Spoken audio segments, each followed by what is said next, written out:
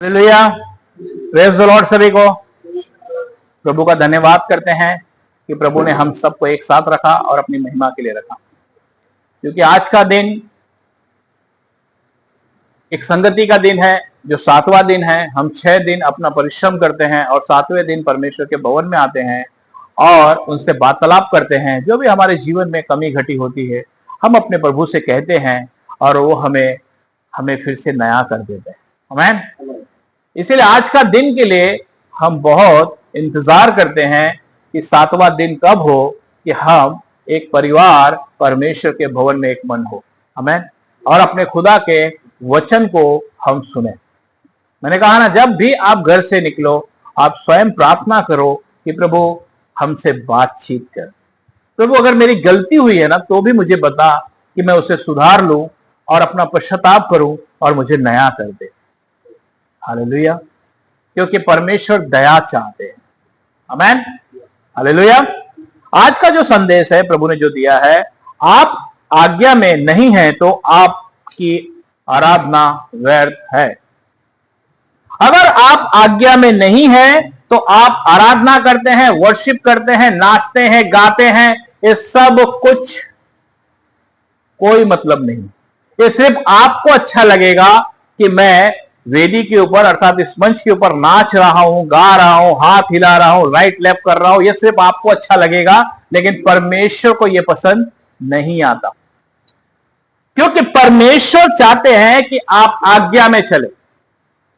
आज हम इसी विषय में देखेंगे कि सचमुच एक प्रभु के दास जो प्रभु के लिए नाचा करते थे, सबको मालूम होगा, और बहुत सुंदर गाया करते थे, राजा दाऊद।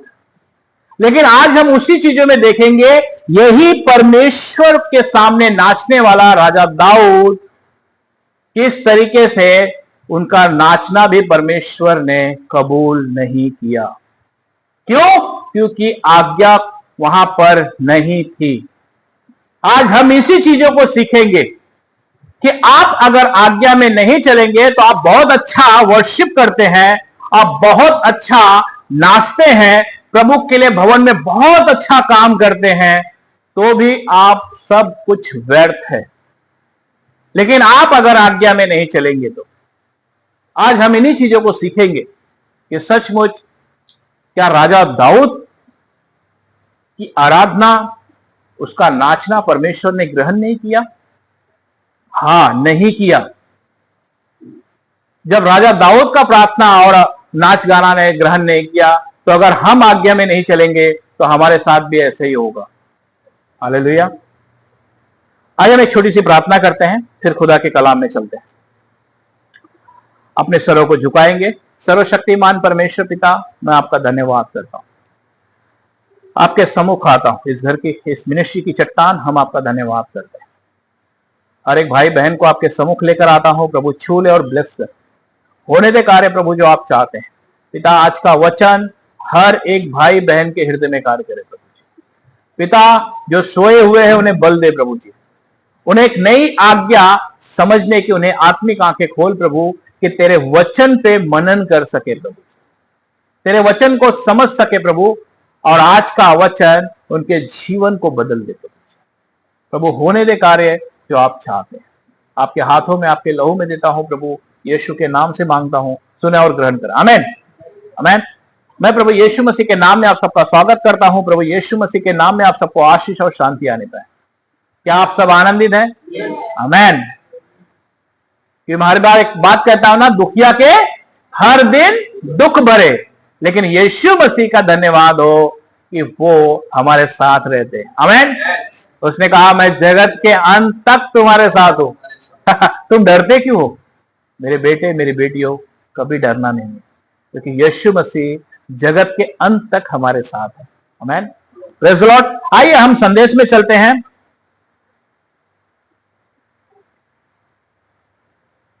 हमारे परमेश्वर के वादे पर हमेशा हमें विश्वास योग्य बने रहना है। अगर आप विश्वास योग्य नहीं बने रहेंगे तो आप बहुत कुछ परमेश्वर के लिए आप कर दो, या बहुत सारी सेवकाई या जो भी आपको करना है आप परमेश्वर के भवन के लिए करो, या बहुत सारी चीजें करो, लेकिन अगर आप परमेश्वर की आज्ञा में नहीं चलते तो परमेश्वर इन चीजों को कभी भी कबूल नहीं करते। सबसे पहले वचन क्या कहता है? पहला पत्रस उसकी 1 अध्याय 15-16। पहला पत्रस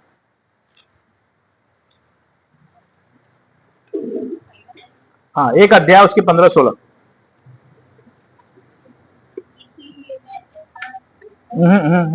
हाँ हाँ हाँ, यहां पर क्या कहता है वचन? सबसे पहले क्या कहता है? पर जैसा तुम्हारा बुलाने वाला पवित्र है वैसे ही तुम भी पवित्र बनो। हालेलुया। सबसे पहले हमें इस बारे में बताया जा रहा है कि अगर हमारा बुलाने वाला यीशु मसीह पवित्र है, संसार से अलग किया हुआ था, तो हमें भी संसार से अलग ही रहना है। आमीन। आगे क्या कहते हैं 16 में? हाँ, यहां पर वचन क्या कहता है? क्योंकि लिखा है पवित्र बनो क्योंकि मैं पवित्र हूं। आमीन। क्योंकि वचन कहता है कि पवित्र बनो जैसा हमारे बुलाने वाला पवित्र है। और कभी भी जब आप यीशु मसीह के पीछे चलते हो तो आपको हमेशा इस वचन पर मनन करना है कि ये पवित्र जो कह रहे हैं प्रभु, ये किस विषय में बात कर रहे हैं। क्योंकि पवित्र रहने का मतलब है कि आप परमेश्वर की चुनी हुई एक प्रजा हो जिसके जरिए वो एक काम करना चाहते हैं। हालेलुया। इसीलिए वो कहते हैं जैसे मैं पवित्र हूं वैसे तुम भी पवित्र बनो। परमेश्वर ने कहा अगर तुम मुझसे प्रेम रखते हो तो मेरे वचनों को मानोगे। यूहन्ना रचित सुसमाचार उसकी 14:23। यूहन्ना रचित सुसमाचार उसकी 14:23।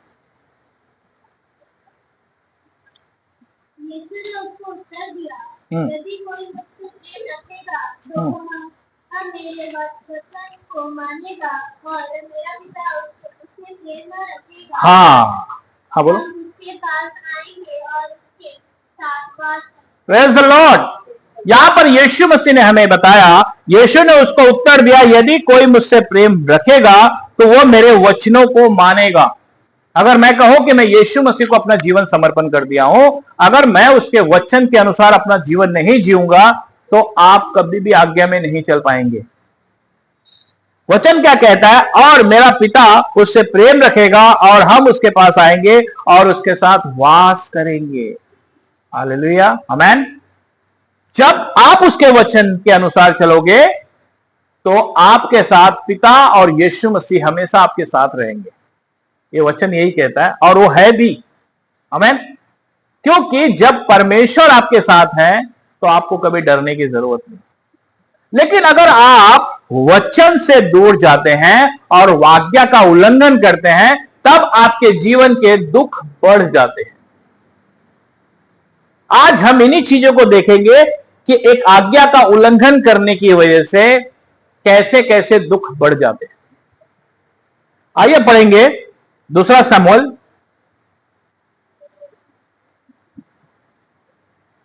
उसकी 6 अध्याय। वाचा का संदूक यरूशलेम में लेकर आना। वाचा का संदूक कौन लेकर आ रहा था? राजा दाऊद। आज हम इससे कुछ सीखेंगे कि सचमुच राजा दाऊद क्यों संदूक लाते लाते उनका मन परमेश्वर के प्रति अप्रसन्न हो गया। यही राजा दाऊद जो परमेश्वर से बहुत प्रेम करते थे और जब वो आज्ञा नहीं माने तब जाकर वो काम नहीं कर पाए जो परमेश्वर ने उनके लिए रखा हुआ था। और यही आज्ञा ना मानने की वजह से वो खुद परमेश्वर से अप्रसन्न हो गए। अर्थात वो उनसे कि यहोवा ऐसे कैसे कर सकते हैं। आज हमें इसी चीजों को देखना है कि हमें परमेश्वर के ऊपर दोष लगाना है। इससे पहले अपने आप को जांचना है, क्या मैं परफेक्ट हूं? क्या अगर मैं परफेक्ट चलूंगा तो मेरे जीवन में सफलता क्यों नहीं मिलेगी? सफलता क्यों रुक जाती है? आइए हम पढ़ेंगे 6:2।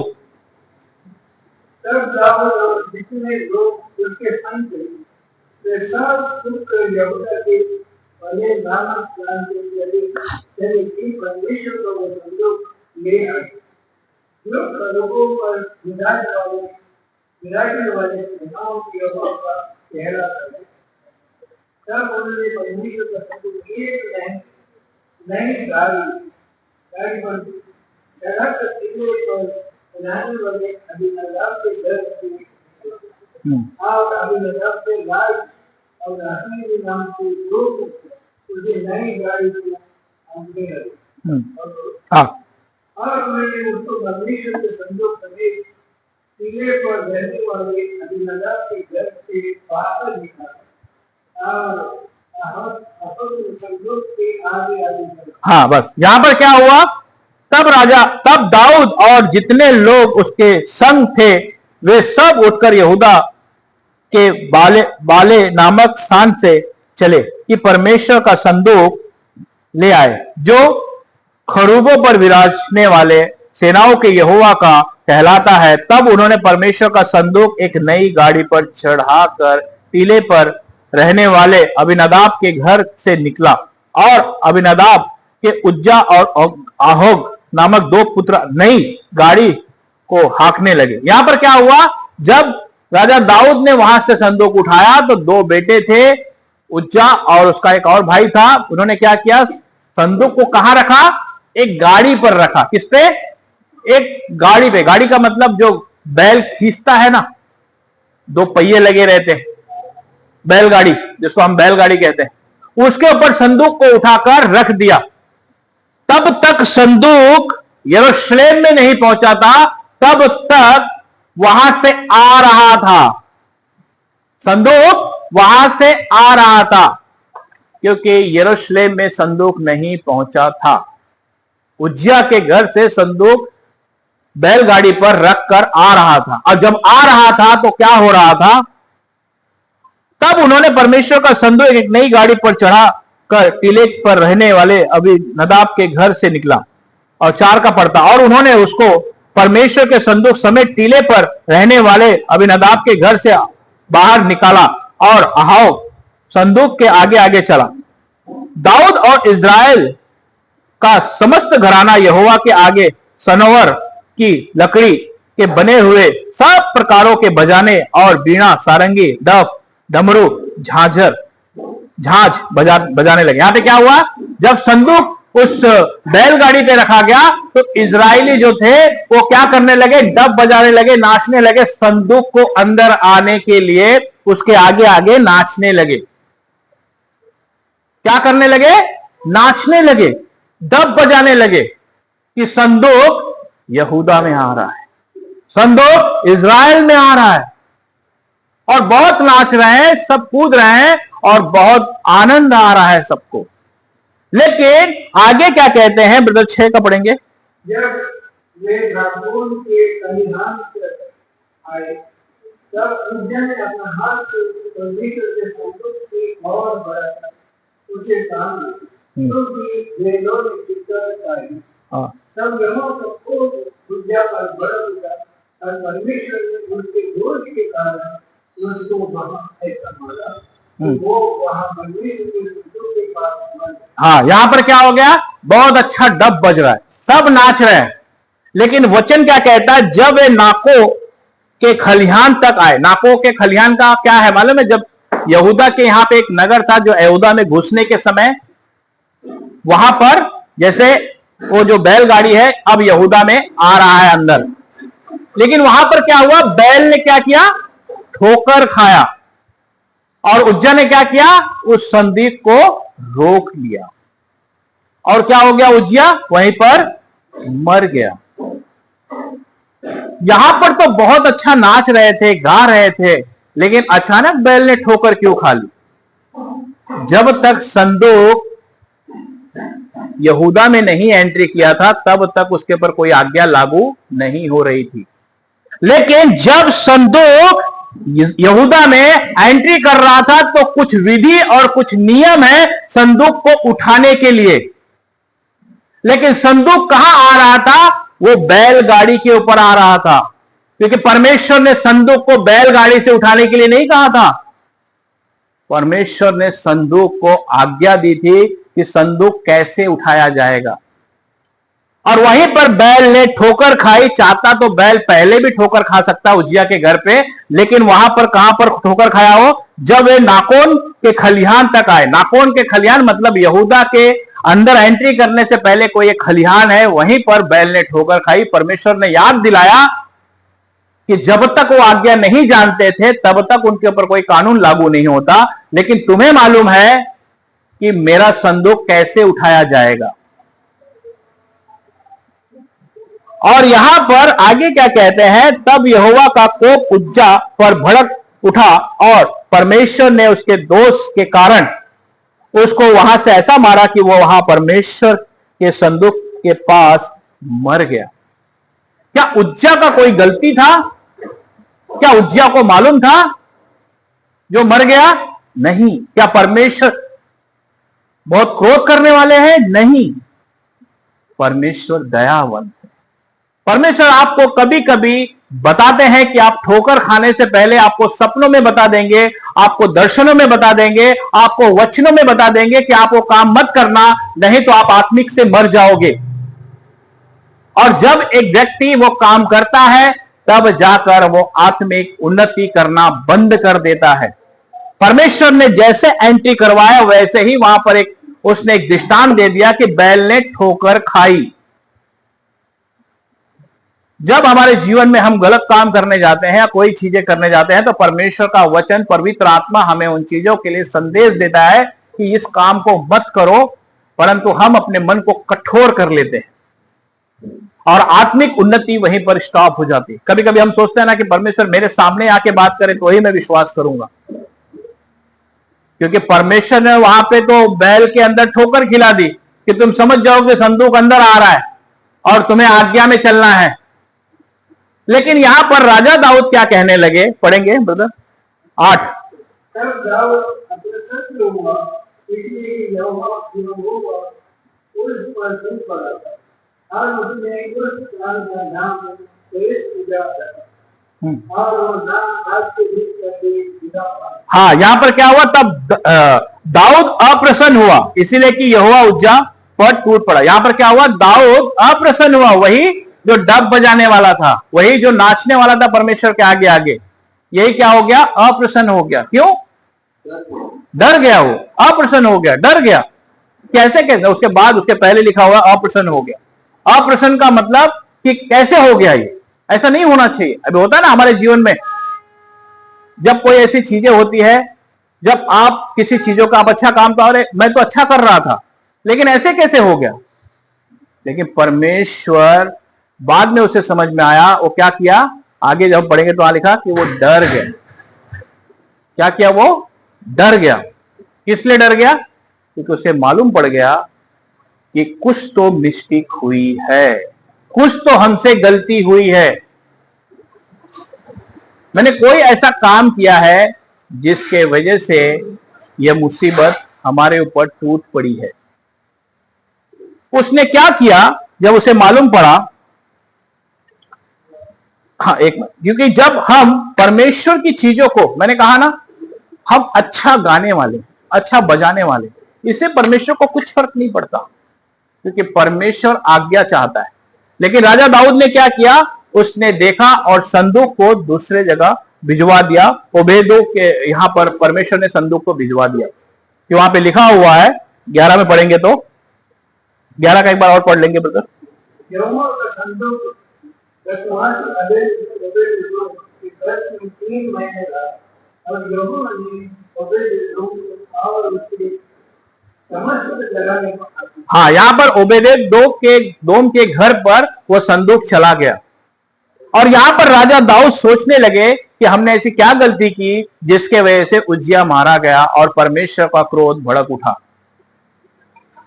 आज हमारे जीवन में जब कोई ऐसी घटना होती है तो सबसे पहले हमें अपने आप को जांचना है कि मैं कौन सा गलती कर रहा हूं या कर रही हूं जिसके वजह से मुसीबत का पहाड़ हमारे ऊपर आके पड़ गया। उसने क्या किया, आइए उस वचन को पढ़ेंगे। एक मिनट, पहला इतिहास उसकी 13 अध्याय पहला इतिहास उसकी 13 अध्याय 1, 2, 3। पहला इतिहास उसकी 13 अध्याय 1, 2, 3।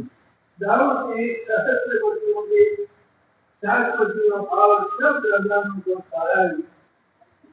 तब दाऊद ने इस्राएल के सारे मंदिर में कहा, यदि एक तुमको अच्छा लगे और हमारे परमेश्वर की इच्छा हो तो इस्राएल के सब देश में जो हमारे पास रह गए हैं और उसके साथ जो याजक और लेवियाँ अपने अपने चढ़ाई वाले नगरों में रहते हैं, उनके पास भी ये कहला हमारे पास इच्छा हो जाए और हम अपने परमेश्वर के संदेश को अपने यहाँ ले आए, क्योंकि शाऊल के दिनों में हम उनके समीप को नहीं जाते। हाँ बस यहाँ पर क्या हुआ, राजा दाऊद समझ गए और उन्होंने क्या किया, याजक और लेवियों को सबको जमा कर लिया और पूछने के लिए कि ऐसी क्या गलती हो गई जिसके वजह से हम संदूक यहां नहीं ला पाए। ये पूरी मंडली उन्होंने जमा कर ली, पूरे इज़राइल में जो भी याजक वगैरह थे उन सबको बुलाकर पूछने लगे कि ऐसी कौन सी गलती हो गई जिसके वजह से संदूक हम यहां नहीं आ पाया। और परमेश्वर का क्रोध भड़क उठा। परमेश्वर ने हमें बताया कि बैलों ने ठोकर खाई, और जब उन्होंने उस चीजों को देखा तो उनको याद आया कि परमेश्वर ने कुछ आज्ञा दी थी कि संदूक कैसे इज़राइल में आएगा। पढ़ेंगे गिनती की पुस्तक उसकी 3, गिनती की पुस्तक उसके 3 अध्याय, हाँ उसके 3 अध्याय के 29 से 31।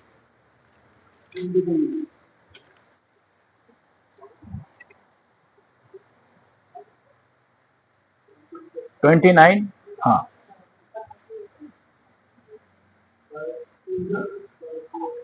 29, हाँ बोले बोले। सहस्त्रों के तो निवास के पुरुष और अपने देवी दादन जो दक्षिण और के मूल पुरुष के घराने का प्रधान विद्यालय लेकिन भगवान और जो वस्तुएं उनको छूट गई थी संदूक में दीवार पवित्र स्थान का मोह जिससे दीवार दाखिल होगी और पड़ता अगर तो पवित्र स्थान में काम आने वाला और लेवियों के प्रधानों को प्रदान करें, यहाँ तक के आजाद को और लोग पवित्रस्थान की छोटी हुई वस्तुओं के रक्षा करेंगे। हाँ उन पर वही ठहरेंगे। आमीन। किसको बोला हुआ था संदूक उठाने के लिए? लेवियों को। और लेवियों को उठाने की विधि क्या थी? कंधे पर संदूक लाना था। लेकिन यहां पर वो आज्ञा भूल चुके थे और यहां पर नाच रहे थे, गा रहे थे, लेकिन परमेश्वर उससे प्रसन्न नहीं होता। इस पे हाथ रखिए और एक वचन पढ़ लेंगे, आमोस उसकी 5, इस पे हाथ रखे रहिए, वापस हम इस पे आएंगे। आमोस 5 की 23-24।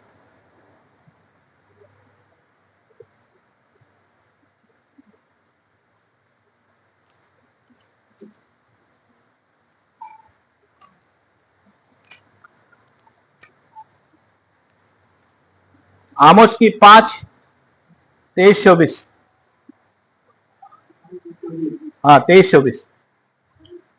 अपने गीतों का कोलाहल दिल से दूर करो, तुम्हारी सारंगियों का सुर मैं ना सुनूंगा, परंतु न्याय को नदी के समान और धर्म को महानदी के समान नहीं। हालेलुया। क्या कह रहे हैं यहां पर? यहां पर कह रहे हैं अपने गीतों का कोलाहल मुझसे दूर करो, तुम्हारी सारंगी का सुर मैं न सुनूंगा।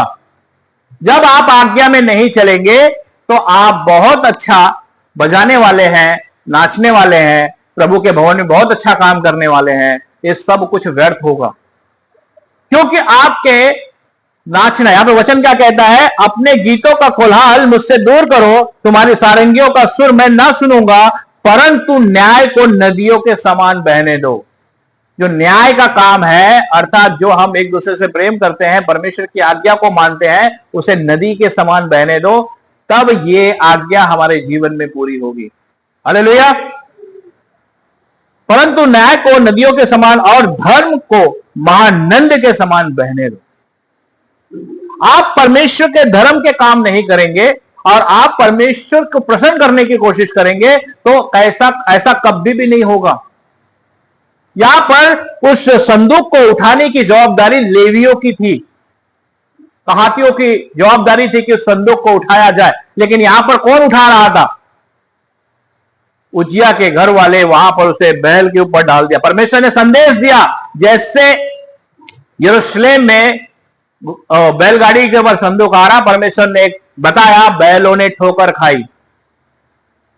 समझ जाओ, अगर परमेश्वर तुमसे बात करते हैं किसी के भी जरिए या कोई भी सपनों में, दर्शनों में, तो आप उसे ना करें, नहीं तो उज्जिया के समान हमारी आत्मिक उन्नति खत्म हो जाती है। हम परमेश्वर में बढ़ना कम हो जाते हैं, क्योंकि परमेश्वर आपको संदेश देता है। लेकिन आप अगर धर्म के काम करते रहेंगे, प्रार्थना करते रहेंगे, प्रभु की संगति में रहेंगे, तो आप गिरेंगे और खड़े हो जाएंगे। हालेलुया। वो आपके इन सब चीजों से उन्हें कुछ भी फर्क नहीं पड़ता। वो आज्ञा चाहते हैं, वो वचन चाहते हैं कि आप उनके वचन को कितना अपने जीवन में, वो चाहे राजा दाऊद भी क्यों ना हो, अगर आप आज्ञा का उल्लंघन करेंगे तो वो सब के ऊपर दंड आता है। हम इन चीजों को जानते नहीं, इसलिए नहीं जानते क्योंकि बाइबल कम पढ़ते। अगर आप बाइबल में अपना समय दोगे और परमेश्वर से पूछोगे कि मुझे अपनी विधि, अपनी गति समझा कि मैं कैसे चलूं, तो परमेश्वर आपको समझाएंगे, आत्मा आपको लीड करेगा। क्योंकि जब आप उसकी इच्छा पर चलने की कोशिश करोगे ना, तो परमेश्वर आपको खुद उसकी इच्छा पर चलना बताएंगे कि आपको कैसे चलना है। यहां पर राजा दाऊद ने सबको बुलाया और उनसे पूछा, याजक वगैरह को जमा किया, उनसे पूछा कि संदूक कैसे आएगा। तब उन्होंने, याजक ने बताया, नहीं, मूसा की व्यवस्था में ऐसे ऐसे लिखा हुआ है, संदूक इसी के रीति के अनुसार यरूशलेम में, यहूदा में आना चाहिए। अब उसके बाद क्या होता है पढ़ेंगे, दूसरा शमूएल उसकी 6:13।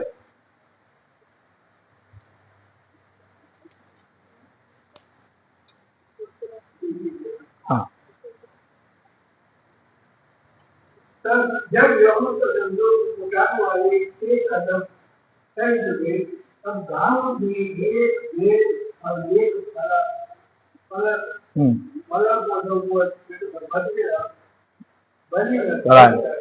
अब दाऊद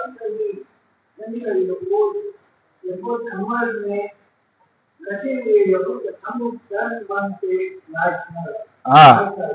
हाँ, यो दाऊद और इस्राएल का समस्त यहोवा के संदूक को गए करते हुए और धरती फूंकते हुए।